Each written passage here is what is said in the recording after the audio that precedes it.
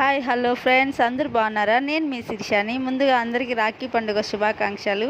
మేము ఈసారి పండుగకి రాఖీలు కొనుక్కోలేదు, మేమే తయారు చేయాలనుకున్నాము. ముందుగా మా దీపికకి 3 రోజులు ముందుగానే చెప్పాను. మా దీపిక వచ్చి ఏమోలే మేము చూద్దాము అనింది.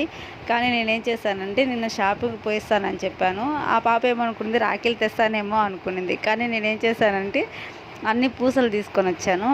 ఏది మేము పూసలు తీసుకొని వచ్చావు అనింది. చూసాం దీపిక, ఈసారి ఒకసారి ట్రై చేస్తాము అని చెప్పాను.